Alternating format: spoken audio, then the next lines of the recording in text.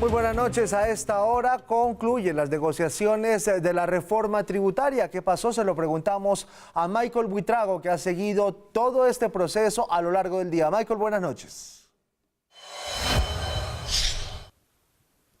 Los saludamos a esta hora desde el Ministerio de Hacienda, donde continúan algunos ponentes reunidos con el ministro de Hacienda para tratar de definir lo que sería el texto de la ley de financiamiento que espera recoger el gobierno del presidente Iván Duque con cerca de 14 billones de pesos. Hasta el momento ya hay 13,7 billones de pesos y hay 3 iniciativas que durante las últimas horas han sido debatidas y también existiría un consenso por parte de todos los ponentes y el gobierno nacional. Tiene que ver con la limitación de descuentos por el IVA hasta el 90%, la sobretasa de renta para sectores financieros por cerca de 700 mil millones de pesos y por último el hipoconsumo del 2% para venta de vivienda por más de 900 millones de pesos. Esto ha sido el resumen de toda la jornada en medio de los fuertes debates que se llevan a cabo desde hace 3 semanas por la ley de financiamiento. El preacuerdo para la ley de financiamiento quedó estipulado bajo 8 iniciativas que a esta hora están terminando de ser redactadas para mañana analizar a primera hora cada articulado.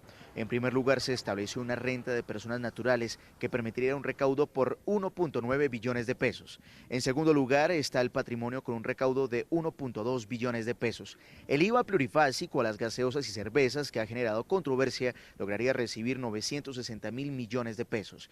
En cuarto lugar, están los dividendos con 821 mil millones de pesos. La normalización con la DIAN permitiría sumar 1 billón de pesos. En cuanto a las novedades, se encuentran 3 iniciativas que lograron un consenso. Primero, la limitación de descuentos por IVA hasta el 90% recaudaría 6 billones de pesos. La sobretasa de renta a los sectores financieros por un monto de 700 mil millones de pesos y el hipoconsumo es del 2% para venta de viviendas de más de 980 millones de pesos. Los ponentes mayoritariamente acogieron nuestra propuesta de una sobretasa de 5 puntos en renta a las entidades del sector financiero. Estas entidades han ganado billones de pesos. El año pasado crecieron 4 veces lo que creció el PIB, la economía colombiana. Con la ley de financiamiento iban a quedar como todas las otras empresas con una renta del 30%. No nos parecía justo. El año pasado pagaron el 40%.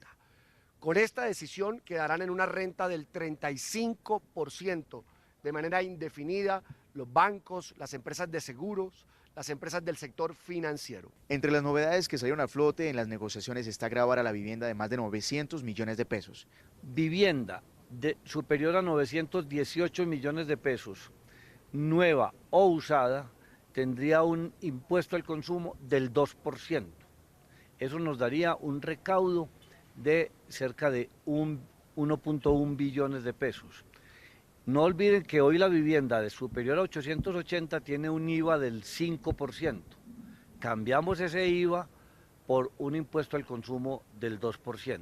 Tomó aún más fuerza el aumentar el impuesto a las cervezas y gaseosas. El querer de la comisión es volverlo plurifásico, es decir, no gravar solamente una fase después de producido el producto, sino las fases que continúan, es decir, la distribución, el expendio, bien sea en tiendas, en almacenes de cadena, en discotecas, etcétera, que se harán responsables del IVA que suceda o del mayor valor que suceda desde la primera fase de la producción. En cuanto a las casas de cambio, también se podría encontrar un recaudo.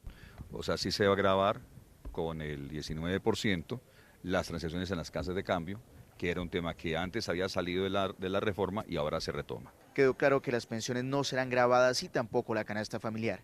No solamente no se va a ampliar el IVA en la canasta familiar, sino nuestra preocupación de los servicios fúnebres, de los colores, de los computadores, de los celulares, también se cerró. Es decir, el IVA no se tocó en lo absoluto, va bajo el régimen de la anterior reforma tributaria, bajo la ley 1819. Este es otro gran logro de los ponentes y ahora vamos a someter a consideración de las comisiones conjuntas y ahí con la responsabilidad también vamos a analizar el régimen de renta de las personas jurídicas, que por eso el día de mañana tendremos nuevamente reunión esta subcomisión.